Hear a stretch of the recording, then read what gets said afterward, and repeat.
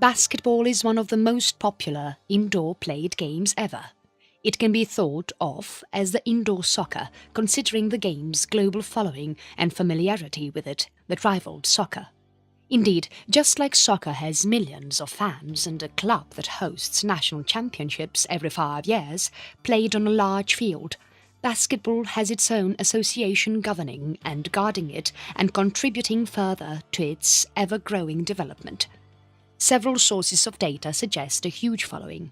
The most reliable figure, perhaps, is the 250 million figure that is also proved by the NBA, considering that the game is not just played in North America, but nearly every country in the world, barring just an exceptional few that have not really been introduced to the sport.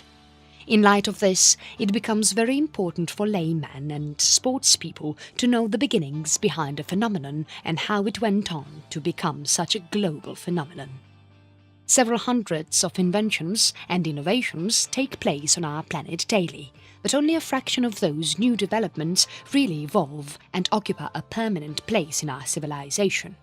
In sports, be it something like soccer or just tennis, each has its own journey that can be traced back thousands of years, even if it may seem that a new invention took place just a couple of years or months ago.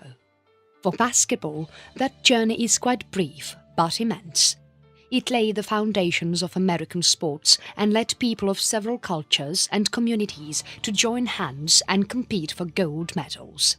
Basketball indeed throughout its past has actively railed against racism and still continues to do so. In consideration, basketball is more than just a sport. It's a kind of ideology woven in the form of a professional sport and presented in the most colourful manner possible. The Inception. Like all other sports that exist in the world today, basketball has had its own history and origins. It can be thought of as an unlikely candidate when it comes to ancient antiquity, as such other sports like football or even cricket share, owing to their origins in the Middle Ages. Not to forget the Olympic sports, of course, that have accompanied mankind since almost 3 millennia. Considering the timeline of all sports concerned, basketball is actually a very recent addition, having been officially attributed to being invented in 1891 by a sports scientist and psychologist. This sports inventor was himself never very sporty-going by his usual looks, and several of his written documents or even his black and white photographs will give anyone the realization that basketball could have been an accidental invention. But the story behind the sport's origins is itself very scientific in nature.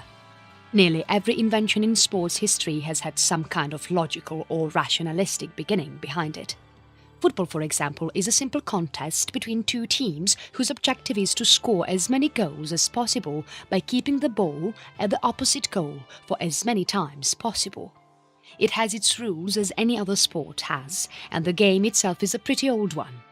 There are hundreds or even thousands of sports that are played by individuals daily. We do not even know each and every one of them, considering the regions that have long had an association with sports. In Africa, nearly every tribe plays its own sport as part of entertainment or mere simple tradition. Some of these sports are of an antique origin and their play is still extremely rough. Bushmen in Africa compete in full-fledged wrestling competitions without any safety gear or regulations for that matter. Such sports are seen as pure entertainment during the time of local festivities or even as traditions wherein certain groups are required to carry out procedures in the form of gameplay. Sport itself is a tradition in its own manner. When discussing about basketball, then one can easily conclude, going by some of its outline facts, that it indeed is one of the most recent additions in the world of sports and physical testing. Basketball was basically invented by Dr. James Naismith in 1891. Dr. James was by profession a physiologist and a sports scientist with interest in philosophy. As a youngster too, Dr. James was fond of several home sports. For example, his pet game during his childhood that involved knocking away a duck relic by tossing a stone on it. The duck used to get placed on a pointy surface and participants had to take aims on knocking it away. It was a local game played by school toddlers, mostly known as Duck on a Rock. The childhood game's primary concept got carried over several years ahead when Dr. James invented basketball in his middle age.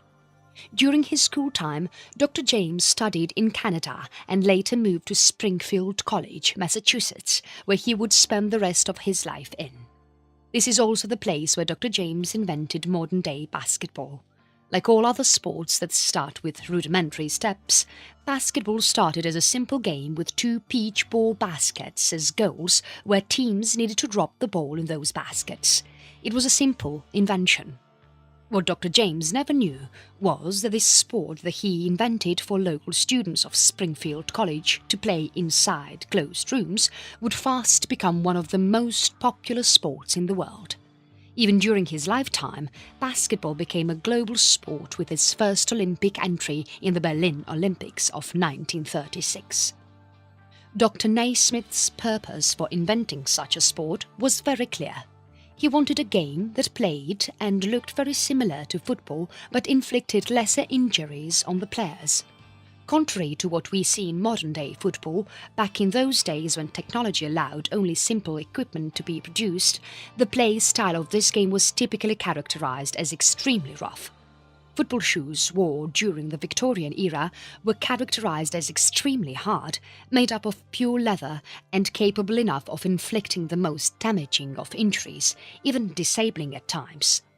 Refereeing was not as developed as it's now owing to absence of cutting-edge technologies judges followed during a soccer match, and that allowed for a lot of foul play to go unnoticed. Soccer equipment and standards to make the game more playable came only during the last of the 20th century when technological advances allowed referees, professionals and equipment manufacturers to observe better standards and play styles. Dr. Naismith thus wanted a game that resembled soccer but was characterized as being lighter and putting less pressure on the physical aspect of competing teams.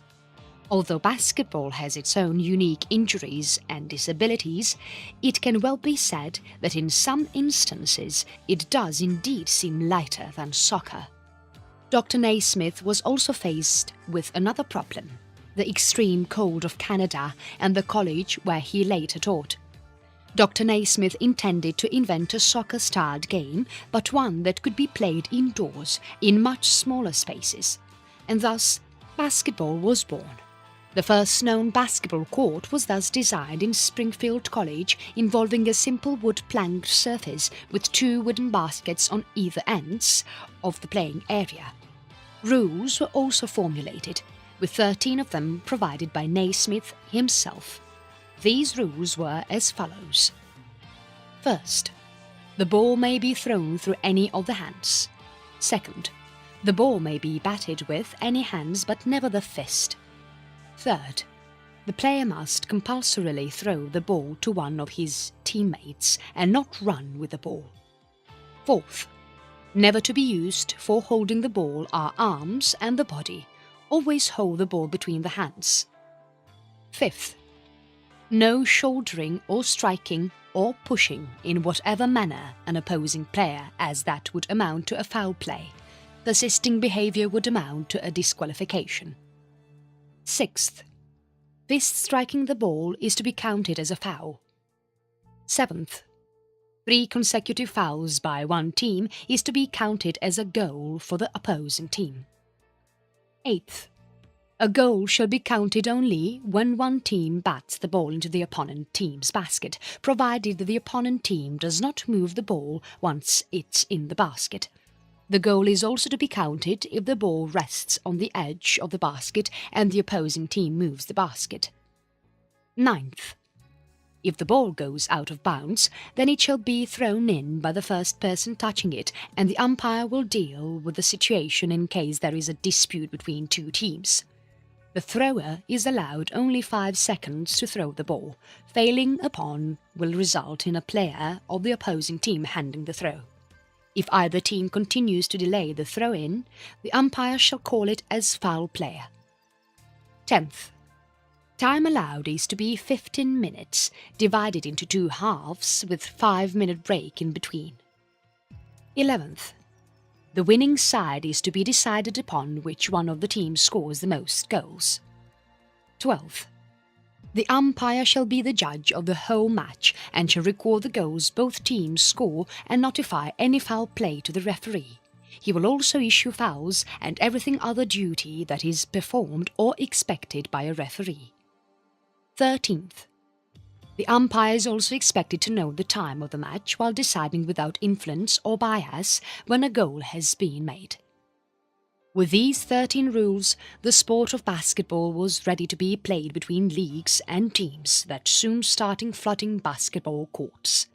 Nostalgically, these very same 13 rules still form the basis of proper basketball play style.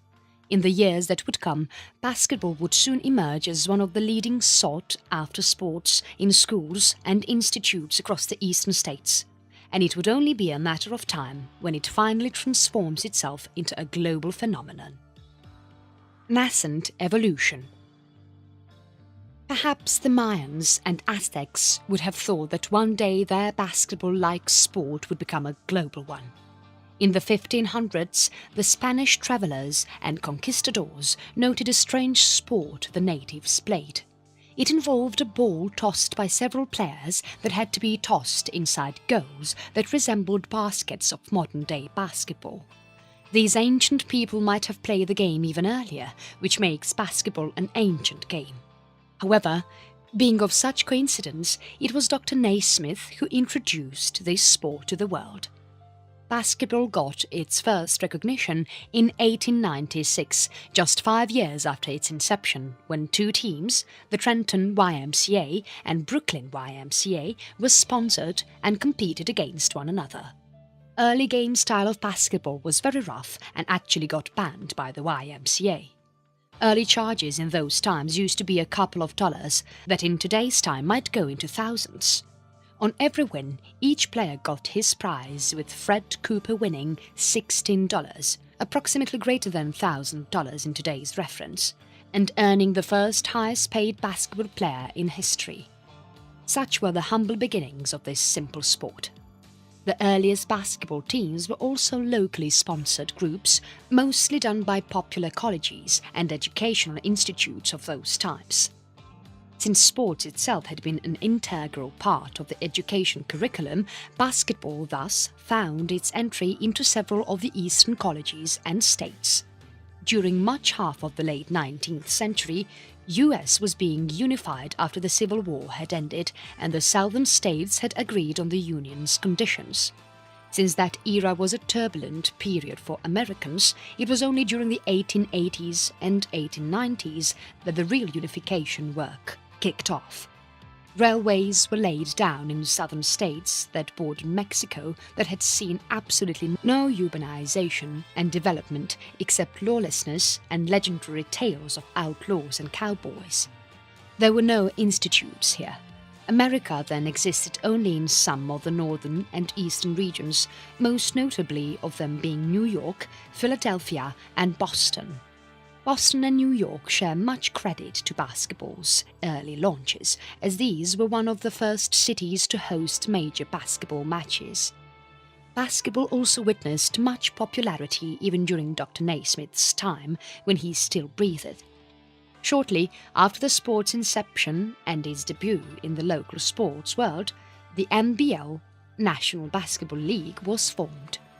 This league could be thought of as a precursor to the modern National Basketball Association, NBA, although there is a vast time gap between the former's terminations and the latter's formation. The NBL was very helpful in further popularizing the sport in the whole country. The year 1901 marked another landmark period for the game. Prior to the new century, basketball was played only by local collegiate and student teams, and this got changed as the new century turned in. Several new teams now started signing up for professional basketball matches, although the sport itself remained a very local entertainment means. Teams like the New York Celtics, Original Celtics, SPHA, Buffalo Germans, etc. were one of the first formed basketball teams.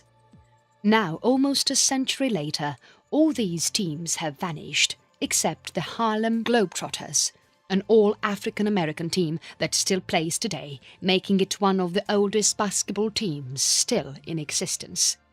There were other teams that were active. Professional teams like Buffalo Germans and SPHA have already been listed above. During early 1900s, a new concept in basketball took over, what is known as barnstorming.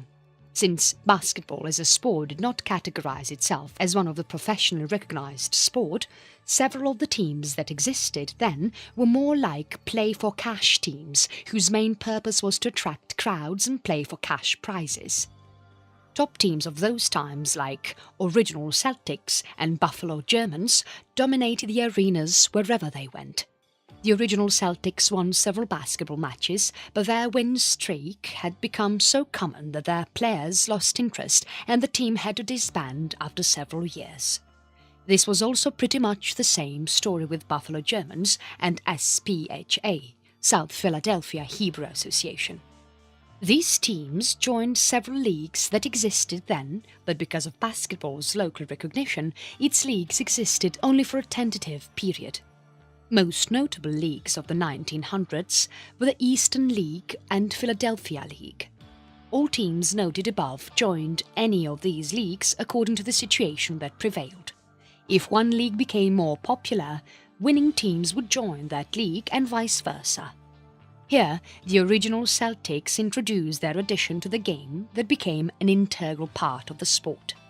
Since several players used to leave as and whenever required, mostly for money, the Original Celtics introduced contracts to the game to prevent anytime, anywhere movement of players.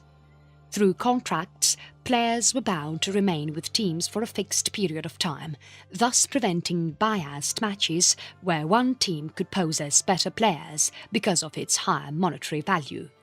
However, World War I turned itself in, and that inflicted certain damage to the ever-increasing popularity of the sport. The world was at war, and basketball's rise towards globalism saw a grinding halt. People had shifted their focus from playing and enjoying sports to defending their homes and families.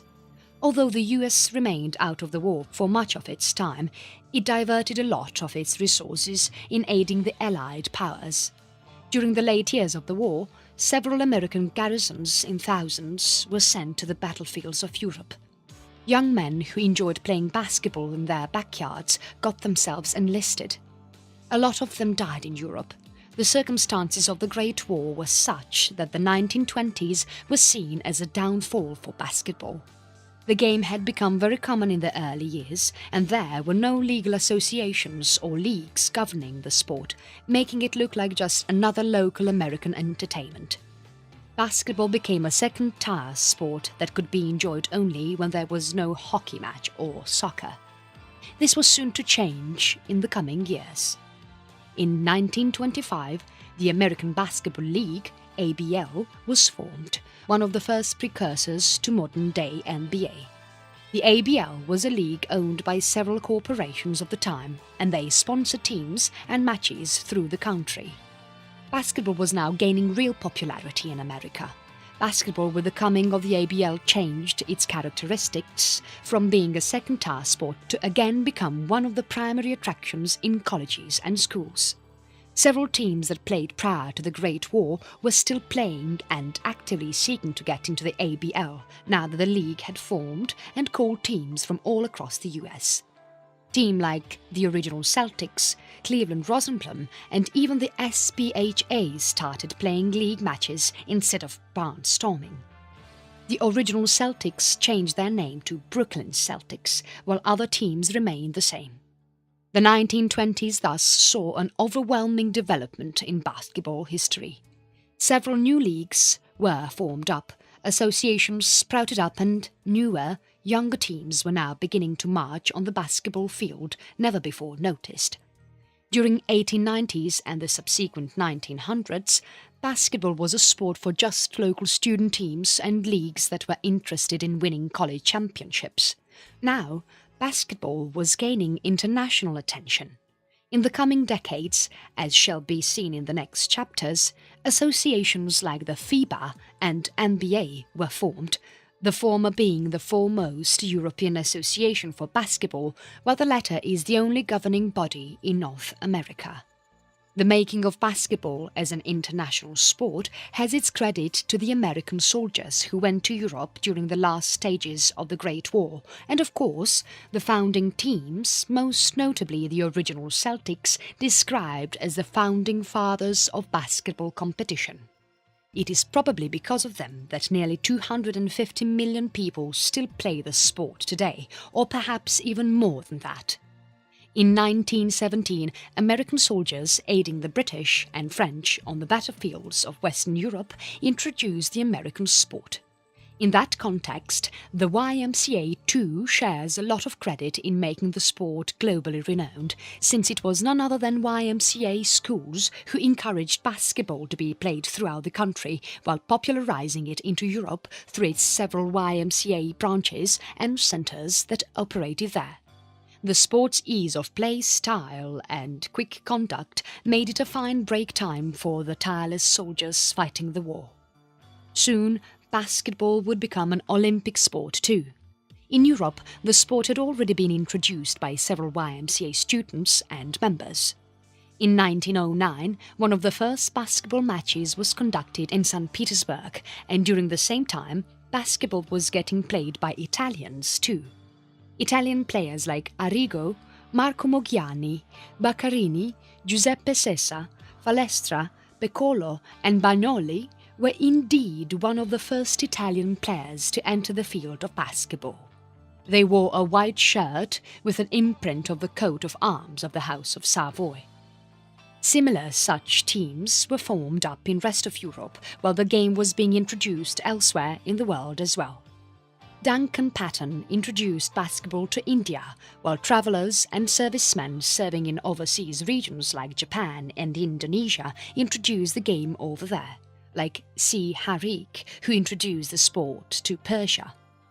In 1932, the first international governing body for basketball was formed with Argentina, Czechoslovakia, Greece, Italy, Latvia, Portugal, Romania and Switzerland being its founding members.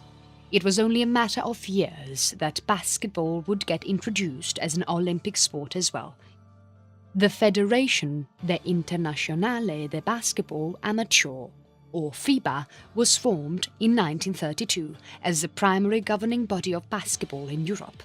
The FIBA allowed sponsored matches and championships to be held in landmark centres of Europe, with the first FIBA match held in Paris. Basketball's recognition in the Olympics, however, would change the sport's international face forever, as will be seen in the next chapter. Transformation. Starting from mid-1920s, basketball had been gaining international attention. In 1932, the first pan-European basketball governing body was formed up that looked into proper conducting of basketball championships in Europe. However, the Berlin Olympics of 1936 altogether changed the cards of the sport. The debut of basketball in the global arena was received with acclamation and applause. A number of countries, 21 in total, competed for the gold medal, and US, its original birthland, came out as the winner. The US national team, comprising of Sam Bolter, Joe Fortenberry, Ralph Bishop, Tex Gibbons, Carl Knowles, Francis Johnson, Frank Lubin, Donald Piper, Art Molnar, Jack Ragland, Willard Schmidt, Dwayne Johnson, Carl Shai, Bill Weatherly and their trainer James Needles successfully won the gold. Basketball would continue to develop further, with several international leagues and associations being formed, several of them now non-existent and unknown. In the US alone, hundreds of leagues and associations that once governed school and college championships existed that are now defunct. In its land of origin, several all-American African teams also existed and have become an inspiration for modern-day African Americans, since the latter constitute a considerable portion of basketball player base in US. Two of the first teams, the New York Renaissance and the still existing Harlem Globetrotters, have already been listed above. In 1946, the Basketball Association of America was formed as a result of the international fame the sport had gained in its whole lifetime starting from the 1890s. Basketball had by this time become a phenomenon among African Americans against emancipation and discrimination by their white counterparts, in that the former players entered teams and leagues to win thousands in cash and convince the world that anyone irrespective of origin or nationality can win the top. African Americans would also continue to enlist in almost all of the major US national teams competing in the BAA. The Basketball Association itself was the first basketball governing body in the history of American basketball, in the sense that prior to its formation, basketball used to be a mere barnstorming sport carried out by colleges and leagues all the way till the end of the Second World War. The BAA formed up several seasons for the sport to be carried out periodically. Maurice Podoloff, the president of the already existing American Hockey League, was also appointed as the president of the BAA, making him the first person to simultaneously govern two professional leagues. The BAA would go on conducting successful championships across the US and would later on merge with the NBL, National Basketball League, to form the NBA, the association that would start characterizing itself as the premium basketball governing body in the decades to come. One of the first matches the BAA held was at Madison Square Garden. The league started off with 11 matches, divided into two divisions, the Eastern Division and Western Division. Each team played a number of matches per season, around 60 or 61, and the best three of them were selected for each division advance to the playoffs. Within each division, the teams that received first rankings qualified directly to the semi-finals, while the second and third ranking teams contested a best-of-3 quarter-final and semi-final. In the history of the BAA, there are primarily 3 seasons that the NBL regards it as the foundation years of the currently existing NBA. The first season started in 1946 and saw several teams competing for prizes and cups. The second season started in 1947 and lasted till 1948, until the last and the third season of BAA ended in 1949. During this time, the National Basketball League had also started functioning and performed as the rival league for BAA before their emergence as the NBA. During this time, several new additions were made to the sport, with 3 second lanes added to the court, while the association itself kept changing on the frequency of matches that needed to be played during a season. The NBL was no different and attracted an equally large sum of money and revenue from onlookers and audiences through its approaches of increasing and decreasing number of matches and sponsoring the most suitable team when possible. However, the leagues still remained very localized and were not able to attract the thousands of basketball players who played abroad. There was a considerable lack of coordination when it came to attracting overseas players. In addition, most teams were never very financially robust to compete or perform a basketball streak. In such situations, the leagues that governed the sport required additional funds to sponsor existing teams so as to keep continuing and maintaining popularity for the sport. Since most teams remained financially weak and the leagues themselves started recording poor revenue growth in addition to lack of proper installment of courts and the equipment required to maintain healthy courts, the decision was taken to merge the two dominant leagues of the 1940s, the BAA and NBL. On 3rd of August 1949, the merging of BAA and NBL finally took place that gave way to the National Basketball Association, NBA, which is the primary basketball governing body the world over. The NBA in modern times holds international championships, aids Olympics in setting up basketball courts and ensuring matches take place in a normal manner, and holds itself responsible for registering teams and players from around the planet. Like FIFA, the NBA is the staff holder of basketball and has since then been governing each aspect of this sport. It is also the only governing basketball body that has existed for more than 50 years in a row without being declared as a non-functional. During its early years, the NBA thus had all the teams that were once part of the BAA and NBL. A total of 17 teams from the US alone was more than enough to amplify the sport even further. The last known match recorded by the BAA took place on 21st of March 1949, prior to the merging. This was the last one of the league matches, after which the NBA took over and replaced basketball as a professional sport. The coming of the NBA is thus regarded as the next chapter in the history of basketball evolution. Permanent establishment. Prior to the origins of NBA, the NBL and the BAA contributed greatly to the development of basketball as a professional sport and its further popularizing in sports history. The National Basketball League was a major contributor in attracting African American players to the court, and perhaps the only organization that allowed veteran African Americans to leave their imprint in an era of a divided country. A considerable portion of the American basketball teams that play today have African American players in them, owing to the contribution made by the NBL during the 1940s. The NBL, much like its rival BAA, was similar in size and ownership structure. Both leagues were owned by leading industrialists of those times, with the NBL being owned by three of the major companies: General Electric, Goodyear and Firestone. Leo Fisher acted as the league's first president from 1940 to 1944, which also happened to be the peak period of World War II. The NBL carried out several games and seasons in its own schedule, similar to the BAA, and happened to be a major attraction point for veterans and players in the armed forces. In 1942, two NBL clubs signed in that had a major impact for black players to sign in the decades to come. These clubs, the Toledo Gym, White Chevrolet and the Chicago Studebakers, filled their teams with black players. Both teams never fared well, but had a long-lasting impact on the black community.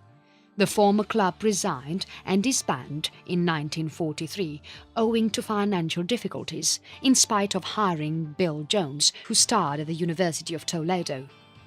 The Chicago Studebakers would continue to play matches, hiring in players from the Harlem Globetrotters, but eventually resigned during the same period after an 8-15 match that resulted in the club declaring their withdrawal. NBL's legacy in basketball history was immense owing to the number of black players who joined and passionately played their sport, and the clubs the league left behind that still exist today. 5 of these clubs that existed back then, Minneapolis Lakers, Rochester Royals, Fort Wayne Zollner Pistons, Buffalo Pistons, and the Syracuse Nationals, still exist today and play in the NBA framework. The names have changed, but their history remains old. Minneapolis Lakers changed their name to Los Angeles Lakers, Rochester Royals to Sacramento Kings, while Zollner Pistons got changed to Detroit Pistons, with Buffalo Bisons changing to Atlanta Hawks, and Syracuse Nationals to Philadelphia 76ers. In 1946, the successful merger of NBL and BAA took place that resulted in the formation of the National Basketball Association. By this time, basketball had become one of the most popular and sought-after American sports after baseball or rugby. In fact, basketball is one of the defining American sports after their contemporaries listed above. The merger of BAA and NBL took place at a time when several basketball teams were going financially down and were thus looking to eagerly get back into business. The NBA was instantly recognized as the main governing body of basketball in North America, including Canada, and bids were placed for teams to start signing in. Since Canada too mattered, teams from there signed up for the NBA. Modern-day basketball as we know it today is defined by NBA and its existence that has prevailed for the last 70 years. It is only the longest surviving league in basketball history. Throughout NBA's existence, several championship leagues have existed and developments of new sub-branches of NBA keep continuing. In the 1980s, European branches of NBA were set up to conduct matches in Europe. From 1987 to 1999, NBA partnered with FIBA to carry out the McDonald's Championship. This tournament was dominated by NBA invitee every year. Its current commissioner is Adam Silver and has seen more than 50 legendary players in basketball, with a lot of them like Šarūnas Marčiulionis from Lithuania, 2014 inductee into the Naismith Memorial Basketball Hall of Fame. He was the first player from the Soviet Union to join the NBA and helped the league to achieve internationalization in the 1990s. Arvydas Sabonis, another player from Lithuania who won the championship of 1984, 1985, 1988, 1995 and 1999, making him European Player of the Year for the last year, while being an Olympic gold medalist for the Soviet Union and bronze medalist in 1992 and 1996 for Lithuania. He was an active member of the NBA and been remembered as among 50 of the greatest EuroLeague contributors. Several such names fill the long list of NBA players who have contributed their part in keeping the sport alive and NBA as its primary governing body. This included several key players of non-American origin like Hakeem Olajuwon from Nigeria, who studied in the US to get drafted in 1984 and becoming a two-time champion and a 12-time star, Rick Smits from Netherlands, Steve Nash from Canada, so on and so forth. Currently, the Boston Celtics hold the most won titles, numbering to 13. It started off with 11 teams and currently has 30 teams in it, 29 from the US and 1 from Canada. It has its own demographic division set. Most teams are in the eastern half of the country, while 13 come from the eastern time zone, 9 in central, 3 in the mountain and 5 from the Pacific. This concludes the Pan-American influence NBA has on basketball and the sport in general.